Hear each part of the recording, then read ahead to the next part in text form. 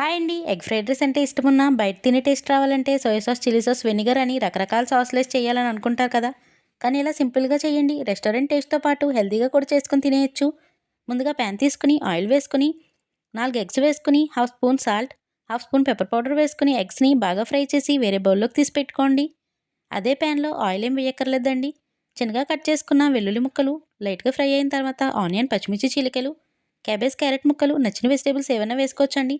వెజిటబుల్స్‌ని 50% cook అవ్వనివ్వాలి. అవి లైట్‌గా fry అయిన తర్వాత పొడి పొడిగా వండుకున్న చల్లారిన బాస్మతి రైస్ అయినా లేదా నార్మల్ రైస్ అయినా వేసుకోవచ్చు. టేస్ట్ బాగానే ఉంటుందండి. 1 spoon pepper powder, half spoon garam masala వేసుకుంటే ఫ్లేవర్ అనేది బావుంటుంది. ఇందులో మనం ఎటువంటి కారం యూజ్ చేయమండి. తగినంత సాల్ట్, ఫ్రై చేసి పక్కన పెట్టుకున్న ఎగ్ పీసెస్ వేసుకొని ఫ్లేమ్ అనేది హై ఫ్లేమ్‌లోకి పెట్టుకొని ఒకసారి బాగా కలుపుకోండి. వేడివేడిగా హెల్తీగా ఎగ్ ఫ్రైడ్ రైస్ రెడీ అయిపోతుంది. మనం ఇందులో పెప్పర్ పౌడర్ తప్ప ఏది యూజ్ చేయలేదండి.